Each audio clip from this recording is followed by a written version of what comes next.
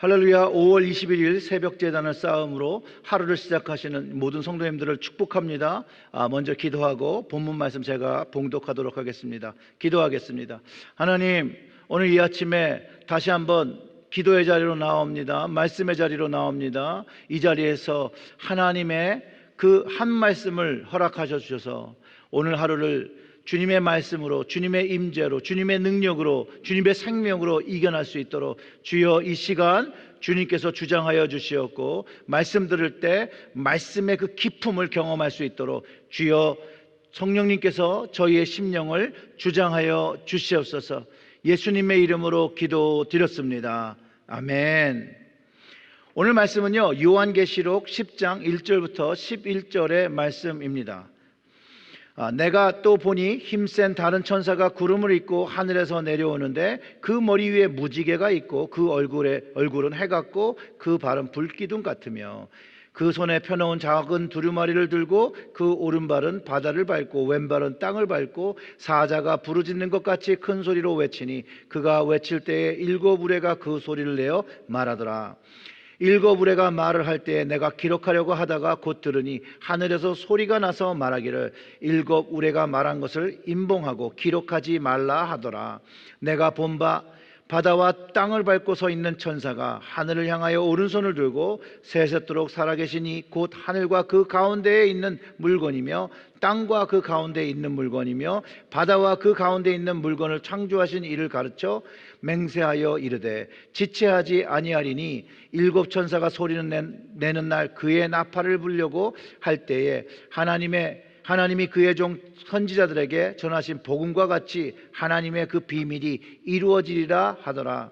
하늘에서 나서 내게 들리던 음성이 또 내게 말하여 이르되 내가 가서 바다와 땅을 밟고 서 있는 천사의 손에 펴인 두루마리를 가지라 하기로 내가 천사에게 나아가 작은 두루마리를 달라 한즉 천사가 이르되 갖다 먹어버리라. 내 배에는 쓰나 내 입에는 꿀과 같이 달리라 하거늘 내가 천사의 손에서 작은 두루마리를 갖다 먹어버리니 내 입에는 꿀과 같이 다나 먹은 후에 내 배에서는 쓰게 되더라.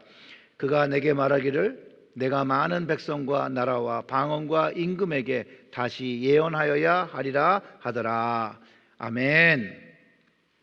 이 계시록의 그 10장의 말씀이요, 이 사실은 계시록 7장 묵상할 때도 그 맥잡기, 또 오늘 맥잡기에 보면 그 삽입구라는 인터루드라는 것을 설명하고 있습니다.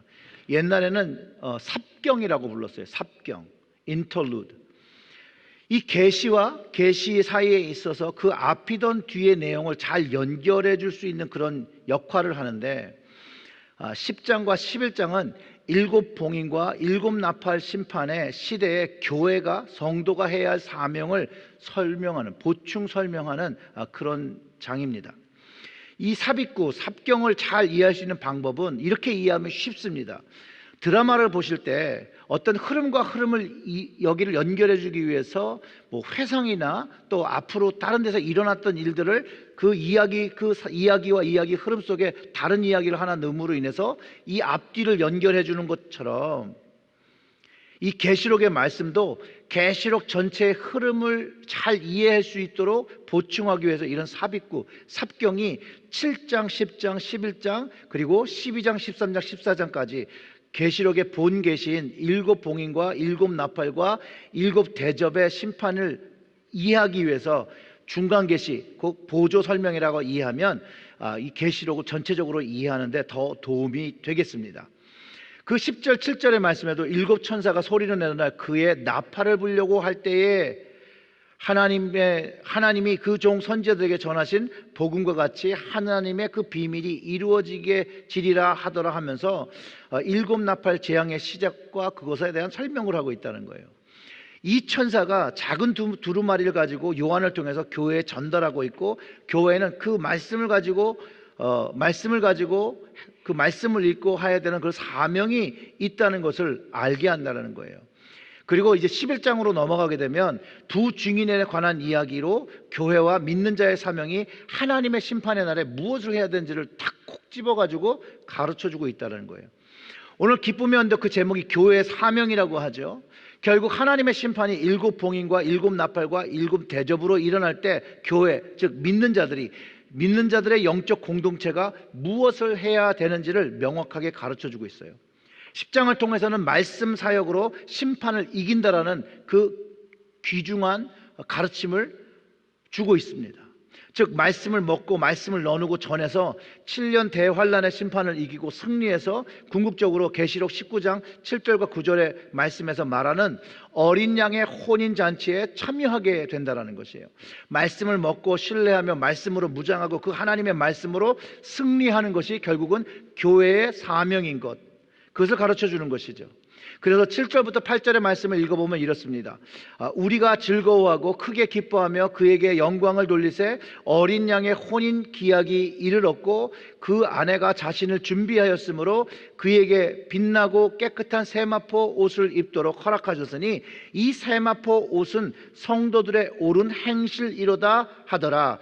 천사가 내게 말하기를 기록하라. 어린 양 혼인잔치에 청함을 받은 자들은 복이 있도다 하고 또 내게 말하되 이것은 하나님의 참된 말씀이라 하기로. 아멘. 그래서 이 19장 7절과 9절의 말씀, 그 궁극적인 그 좌표가 어린 양 혼인잔치에 하나님의 심판을 넘어서 하나님께서 부르시는 그 자리, 천국잔치에 참여해야 되는 것을 가르쳐주고 있다는 거예요.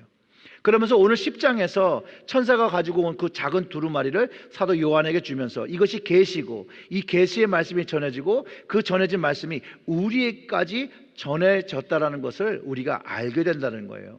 하나님의 말씀은 참됩니다. 하나님의 말씀은 이루어지게 된다는 것이에요. 그렇기 때문에 믿음의 성도들이 혼인잔치의 그 날까지 참여하는 날이 꼭 있음을 알고 하나님의 말씀을 품고 믿음을 지키며 믿음을 선포하며 살아야 되는 것을 전하고 있다는 것이에요. 사랑하는 성도 여러분, 혼인잔치에 초청받은 복을 가지고 계십니까? 그러면 아멘입니다. 그래서 말씀을 배우는 것이 먹는 것처럼 중요하다는 거예요. 즉 말씀을 그냥 읽는 게 아니라 보는 것이 아니라 먹는 것이 되어야 되고 그 맛이 요한에게 달게 경험되는 것처럼 우리도 하나님 주신 말씀을 먹고 달콤함을 경험해야 하나님의 그 오묘한 그 달콤한 꿀처럼 달달한 것들을 기억하며 우리가 어려운 시대가 될 때, 환난의 시대가 될 때, 애쓰며 살아갈 때 우리가 그 말씀을 기억하고 믿음으로 말씀으로 일어나게 된다는 것을 가르쳐 줍니다. 성경의 여러 곳에서 말콤의 달콤함을 증거하고 있고 또 요한이 천사에게 말씀을 먹으라고 요청받은 것처럼 에스겔 선지자 역시 비슷한 경험을 하는데 에스겔서 3장 1절부터 3절에서 이렇게 기록하고 있죠. 또 그가 내게 이르되 인자야 너는 발견한 것을 먹으라. 너는 이 두루마리를 먹고 가서 이스라엘 족속에게 말하라 하시기로 내가 입을 벌리니 그가 그 두루마리를 내게 먹이시며 내게 이르되 인자야 내가 내게 주는 이 두루마리를 내 배에 넣으며 내 창자에 채우라 하시기에 내가 먹으니 그것이 내 입에서 달기가 꿀 같더라.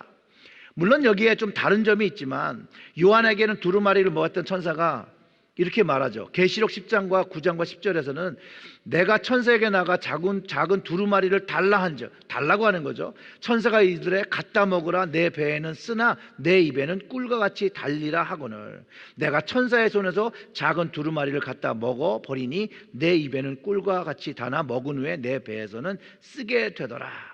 결국은 입에는 이 꿀같이 이 말씀이 달달한데 먹은 후에는 배에서 쓰다라는 거예요.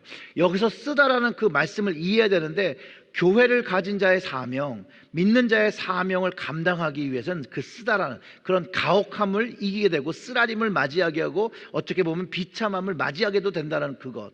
말씀을 지키는 달콤함이 있지만 그 말씀을 가지고 살아가기 위해 힘듦을 얘기한다는 거예요. 그러면서 하나님의 말씀의 참뜻, 그 계시의 내용이 종말의 때에 닥칠 대환란과 심판인 것을 얘기하고 그 마음에 큰 근심과 괴로움이 생겨나게 되었다는 것을 의미하지만 단순히 근심하는 거로 끝나는 것이 아니라 이 근심한 일에 대비하고 준비하기 위해서 주신 것이 말씀의 달콤함이라는 것, 결국 그 쓴 것을 이기는 힘인 것을 알고 그것을 사명으로 가지고 하나님의 나라를 준비하라고 가르쳐주고 있다는 것이에요. 그렇기 그렇기 때문에 교회는요, 말씀으로 세워져야 되고요, 성도들은 말씀을 먹어야 되고요, 물론 그 내용이 쓰기에 먹기 싫어할 수도 있지만 하나님의 말씀을 받은 자로 하나님의 말씀을 먹고 하나님의 그 마지막 때의 날을 준비해야 된다는 거예요. 사도 베드로가 이 마지막 날, 그 하나님의 날에 대해서 이렇게 베드로후서 3장 11절과 13절에서 이렇게 가르쳐줍니다. 이 모든 것이 이렇게 풀어지리니 너희가 어떠한 사람이 되어야 마땅하냐? 거룩한 행실과 경건함으로 하나님의 날이 임하기를 바라보고 간절히 사모하라. 그날에 하늘이 불타서 풀어지고 물질이 뜨거운 불에 녹아지려니와 우리는 그의 약속대로 의가 있는 곳 새 하늘과 새 땅을 바라보도다. 아멘. 결국은 어린 양 혼인잔치에 참여한다라는 것이죠.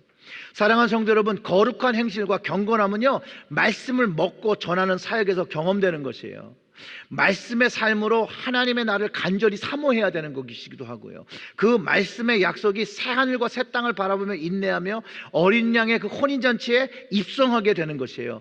그렇기 때문에 교회가 해야 될 사명은 하나님의 달콤한 말씀, 복음의 말씀으로 마지막 때를 승리할 수 있도록 성도들을 먹이고 훈련해야 하는 것을 가르쳐주고, 또 이 말씀을 깨달은 성도들은 이 말씀을 내 삶에서 먹고 말씀을 순종하며 말씀을 나누는 사명을 감당할 때에 결국은 마지막 때를 승리하는 교회로 굳건히 서게 됨을 우리는 깨닫게 된다라는 것이죠.